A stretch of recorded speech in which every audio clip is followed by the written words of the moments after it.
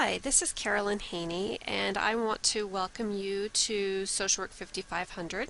I am the instructor of this course, so we'll be spending a lot of virtual time together. What I wanted to do is give you an overview of the course shell, point out some different areas for you, and tell you a little bit about the class. So I started on the academics page because I wanted to point out to you that there is a UW student orientation tutorial, which is very helpful if you have never used eCompanion before, or it does have some helpful information for those of you who have used eCompanion several times. So I highly recommend that you check that out. Alright, so let's go to our particular course shell. Give it a minute to get there.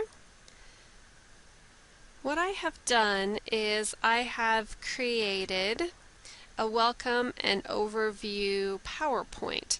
And so it's going to stay there as a PowerPoint so that you don't actually have to listen to this whole video audio recording again, but there are written information underneath each slide, which I'll show you in a couple minutes here, that you can go back to and refer to. Alright, so here's our orientation. And so the objectives for this week are to become familiar with eCompanion, understand the roles and responsibilities of the students and instructor. Oh my gosh, I have be familiar with eCompanion on there twice. Must be very, very important.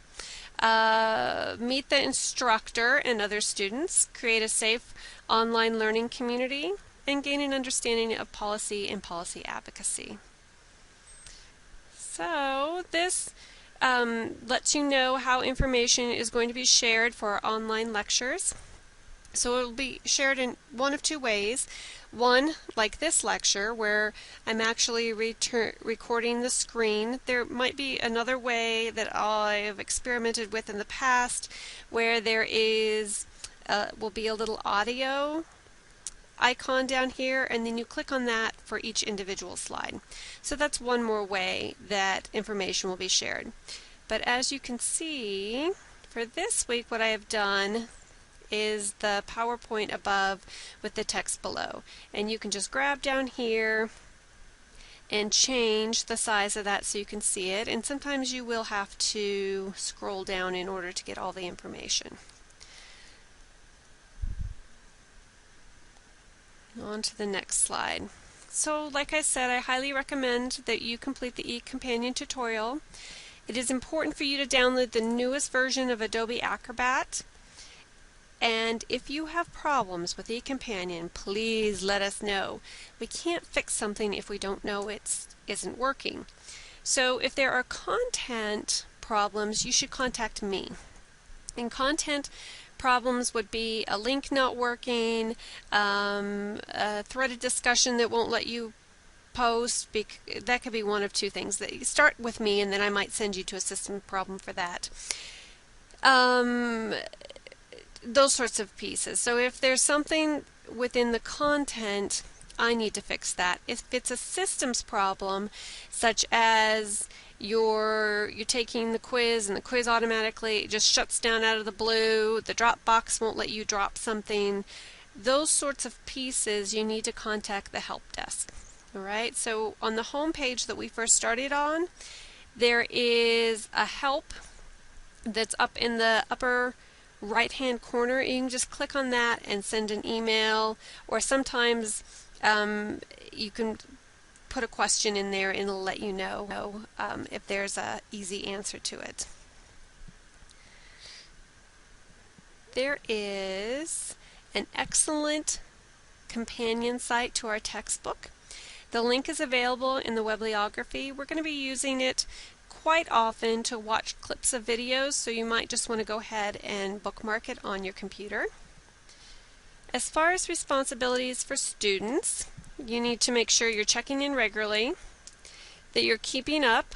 Sometimes online classes can get away from you rather quickly because it's just out there. You don't have to be at a specific place at a specific time, and so sometimes they can get a little runaway.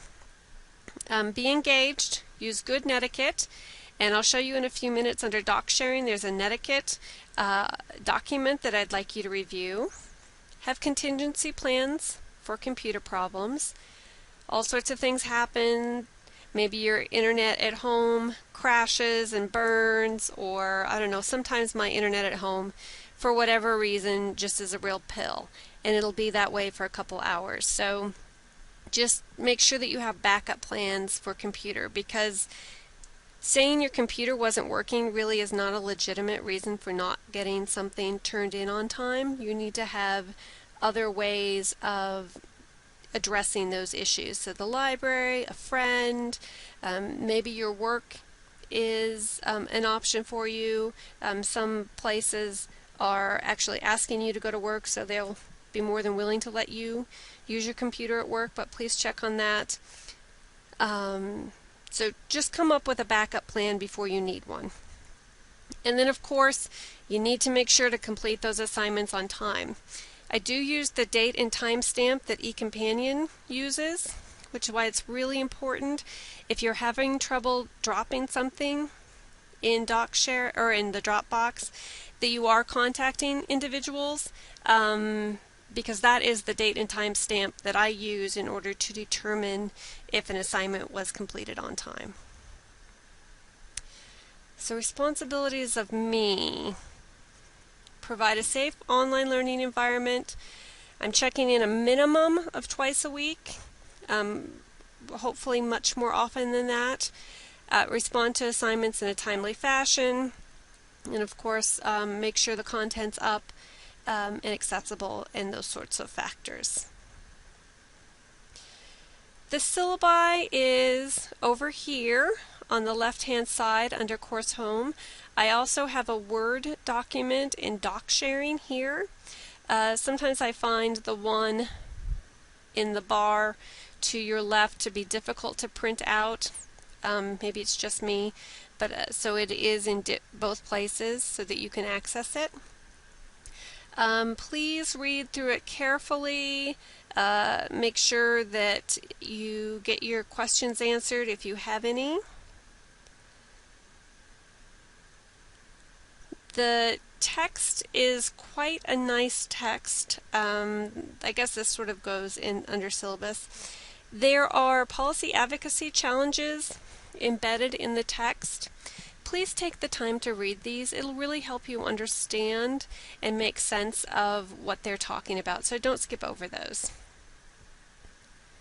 Alright, so many of you know, you all should know actually, that we recently have moved to competency-based model with advanced practice behaviors for this advanced year. And so these are the ones that are measured in this course. Advanced Practice Behavior 5 is not measured in this class, but of course when you read it, it makes complete sense that we would be using it, but it's not measured. The ones that are measured are Advanced Practice Behavior 8, 9, and you can go back and read these later, 14, and 15. Alright. So, an overview of the weekly class structure. There will be a lecture, and I've already showed you the different formats that will take place in. There will be a chapter quiz. There is, I think, a real value of having a quiz. Your licensing exam will be all multiple choice, so it keeps you in practice of taking multiple choice exams, and it also helps make sure that you're staying honest and reading those chapters, because they really are an important part of the content. There is an activity that might be a threaded discussion. I typically call them reflective discussions, but it's the same thing. A task to complete, a reflection, etc. And then there will be readings from the text and other sources. All right. So questions. What I have done is I have a link over here called Questions, Comments, or Concerns. And this is a way that you can get, oh look, someone has already posted. question about the class, and then what I will do is I will respond there, and everyone will be able to see my response, and therefore you might be able to get your question answered there. If you want to email me, that's fine.